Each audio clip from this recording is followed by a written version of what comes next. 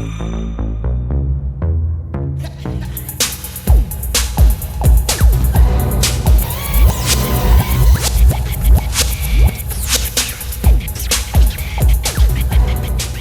morning, Antelope Valley. Welcome to our new episode of Your Home in the AV. Today we have an interesting guest. We'll introduce him in a little bit. First off, Carlos, how are you today? Great, George. How are you doing? I am absolutely fantastic. Awesome. So, Carlos, do you have any updates for us? Yes, basically, we're still trying to grow like we always do every week. We just hired another agent, so we want to say welcome to Francisco Catalan. He's aboard with us now. I think he's number 17 or 18 in the company, so we continue growing. I am interviewing another agent today. I interviewed one yesterday, and I strongly believe that she's coming aboard with us. So we're just going to continue growing. We're also looking in a building that we're going to see if there's any way that we can purchase so the team can get more space than what we have right now. So that we're checking that out. Hoping that this week we can get the approval by the lender, and that way we can move forward. We are writing an offer on it and see what happens. But everything, at the end of the day, belongs to God. So God will decide which way we're going. That is awesome. Sounds like energy in the Antelope Valley is growing. So if anybody's interested in even asking any questions about energy, feel free to reach out. The number will be at the end of the video. So reach out and please like, share, and follow. Yeah, call me. Today we have with us Paul Sanchez from Sanchez Appraisals. He's here to give us a little insight about what appraisals do. Welcome, Paul. Hey, thank you guys. Thank you guys for having me. Appreciate it. Awesome. Well, thank you for being here, Paul. Absolutely. So, Paul, can you tell us a little bit about yourself? Paul Sanchez. Yes. I've been in the real estate industry for 21 years now, and happily married for 10 years. I have 3 beautiful children, and I actually grew up in the San Fernando Valley, but I have been here in the AV for pretty much 21 years. So as soon as I got out here, pretty much is when my real estate career started as well. But the Antelope Valley, I've seen it grow, and just love being part of this community. And I'm also the vice president of the the Antelope Valley Hispanic Chamber of Commerce, and that's also how I contribute to our community. Isn't that where I met you before? Probably. I used to work at the job center, and I think I did a contract with you, right? That's right. You were training somebody. Yes, yes, we're always training front desk, office managers, or staff. But yeah, so probably. So I did meet you. Okay, we awesome. I think you were you had a different title then. Yes, I was the treasurer at that point. Treasurer, that's right. That's right. Yeah. So, Paul, tell us, give us some insight. What does the appraiser do for the real estate transaction? So the appraiser plays a very vital role. The most important part of it is that the appraiser is unbiased. So everybody in the transaction typically is tied into some type of commission. They have some type of skin in the game. But when it comes to the appraiser is simply there for the asset. You know what I mean? And so regardless of what the seller is wanting out of the property, and regardless of what the deal that the buyer is trying to get out of it, right? The appraiser is solely focused on making sure that the transaction is being transacted in a fair manner, by being fair not to both parties, but just fair that the value of it is represented fairly based on facts that are in the that are in the market itself, not leaning one way or another. So as an appraiser, basically, yeah. So like I tell people, fair is fair, meaning if it's there, it's there, right? If the market has it, I mean, and the property deserves it, I mean, it'll more than likely get it. But we can't just be making numbers out of thin air. Okay, understood. Yeah.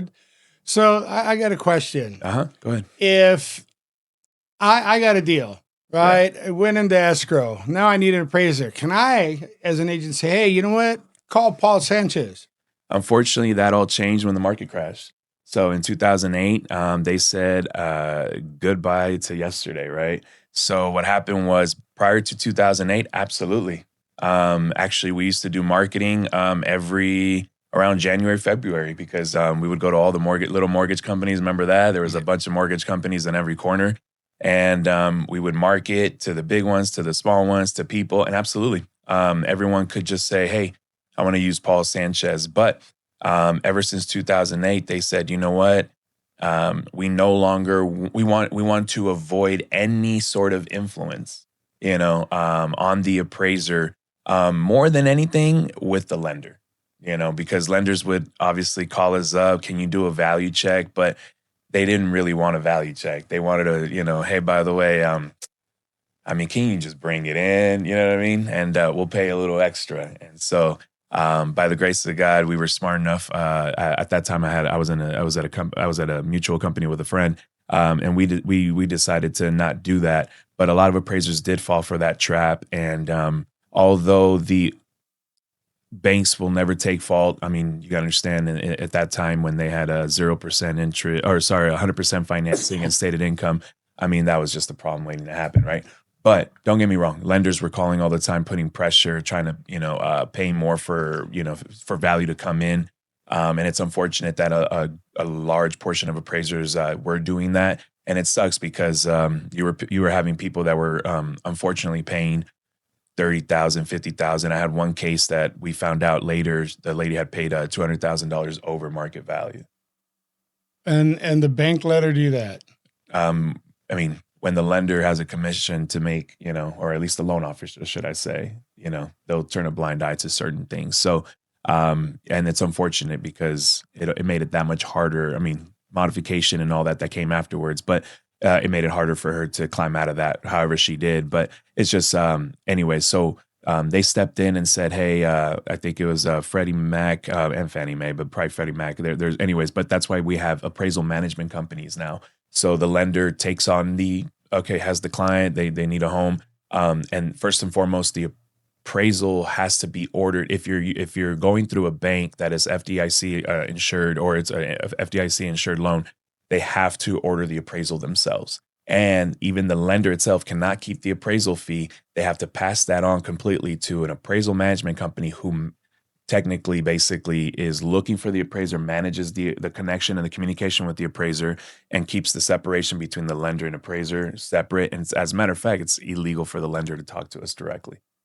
So let me just surmise that. Yeah. So what you're saying is that by you could be influenced if a particular lender does a lot of deals and he's calling you out consistently. So they try to persuade you in their favor to get the deal done. We'll give you more work. And that's why we can't pick our own appraisers anymore. Yeah, because they want to assure that there was no backdoor influence, even with even the borrower or even the seller. Even as an agent, if I was to recommend an appraiser to the bank, that bank by law here in California, every state is different. There is it's called the AIR, the Appraiser Independent something, forgive me. But whatever the case is, there has to be an appraiser independence, meaning even if an agent just refers them, the bank has to automatically exclude them. Right. Yeah. So any referral of an appraiser, the bank has to just say sorry, because there's a potential there that something was maybe potentially spoken about. Something was tainted. Something was tainted. Even if I do an appraisal and the borrower or the seller has my last name, I have to put a comment saying that if I do know them, then I can't do it. But I can't even do an appraisal for family members, period, or really close friends. Anything that will show bias, it's just best for an appraiser to say, let me pass you on to someone else or decline it. So that's how serious they take it. Yeah. I think that was one of the best things, George, that they did when the market collapsed, because there was a lot of agents and a lot of lenders that were taking advantage of this and putting their clients into a dangerous situation. I strongly believe that would cause what happened in 2008, because they were just taking advantage by adding prices that they were not existing in those homes. I always like, to take care of my client, either as a listing agent or as a buyer's agent, to make sure that was not happening in my deals, because In the end of the day, yeah, you're gonna make a couple $100 more as a commission, but you really messing up the buyer lives, the buyer's opportunity to buy the house the way it should be. You know, the appraisal is actually up there for the buyer's best interest to make sure that the buyer is paying the correct price and the market value it should be there, not it's something that's going to increase. Of course, if they get a good deal and the property is worth a lot more money, it's better for the buyer to buy it like that. But you know what? That's why the way they're doing it now, I like it because that protects our buyers to not to overpay for something that's not worth it. Yeah, and I'll just chime in on that real quick. It's and the seller should get as much as it's worth, but yet the buyer should also not have to overpay more than it's worth. Yes. Now, don't get me wrong. Who creates value? The market. Who is the market? Buyers and sellers, uninfluenced, in an open market that can make responsible decisions. But point being is that now if a buyer wants to overpay or pay more, like if the appraisal doesn't come in, or even if it does come in and they want to negotiate more, whatever they want, as long as they're willing, if they pay above what they're able to get the loan for, because the appraisal report is at the end of the day as much as the lender's going to lend. That's really why the bank wants it, because they say based on what the appraiser said, this is how much we're willing to give. Now, if a buyer wants to pay above and beyond that, and I have seen that, guess what they just did? They just brought everybody up with them. And you know, that's a great point that Paul is bringing out, because that at least is giving the opportunity to the buyer to decide if they're willing to do that. If they love the house, I've seen it too, that, you know, some buyers will pay for it because they love the house, Right. which that's great for the neighborhood because price goes up. Yeah. You know, but that's something that at least this way is allowing the buyer to choose if they really want to do that or not. So a house is worth what a buyer's willing to pay for it. There you go. That's right. That's what it is. Ultimately, that's old sentiment, right? Yep. Yeah. So, and what a seller's willing to accept. Right. But absolutely, what a buyer's willing to pay. So Paul, give us, so say I'm a seller. Can you give me some tips on me? I want to plan on selling my house. How do I get the most out of my house? What do you look for? So, so it's not necessarily what I look for, right? So what I am looking for technically is what the market shows to be willing to pay more for. So typically, so in real estate, it's true. I mean, first and foremost, location. Why? Because where the house sits, that within a certain radius, or sometimes even an entire zip code. I mean, it just depends. You're never boxed into just a radius, but you first got to define the market. You know, let's say, I don't know, West Palmdale could potentially, based on the data, all based on market data, could be a different market than East Palmdale or even West Lancaster, right? So you define your market. So once you define your market, you start to see the trends. You want to get apples for apples. And so once you start to pull properties that are similar to one another, what we have noticed is across the board, more than anything, usually, so what I always tell people is your gross living area, the size of the home will always box you in. It is what it is. So, but from there, usually the next thing that usually contributes the most to value, it's not always accurate because the market can change. Because if the market is booming, it's one thing. If the market is stable, it's another. If the market is crashing, some people don't care about certain things. But for the most part, consistently, condition. It's the condition of the home. The more remodeled or updated it is, technically, and I say technically because it's not always true, but technically it will help gear you towards the upper end of your market. From there, usually items like probably pool, maybe, you know, so between gross living area, condition, and then bigger items like pool or a big workshop, those are things that tend to have, you know, the most. But just know, like, if the market was crashing, no one would care about a pool. You know what I mean? So, but condition across the board, it's the first thing you see. It's the first impression. It's usually what would gear and move the market in a certain direction. Okay. So, Carlos, do you have any ending statements or anything you want to ask Paul? You know what? I just want to say thank you for coming. That's great information. And when it comes to appraisals, it's so much that we can talk about it, but we don't have the time to do that today. You know, it's a short time. So I just want to say, Paul and I, we also belong to the Men's of God, and we meet every Tuesday at 6:45 in different locations. So we would like to invite you guys to come to our meetings. You know, these are businessmen of God, and we are totally there to study the Bible, totally to do God's will, how we should be doing business. So I would like to invite everybody to come and see us. Paul, do you want to add something to that? Yeah, absolutely. Follow us on Instagram for more information because the location does change every Tuesday. But other than that, if you ever have any appraisal questions, appraisal needs, Sanchez Appraisal Services, if you Google me, I'm pretty much up there at the top. So you can find me, give me a call, and I will help you out in any way that I can.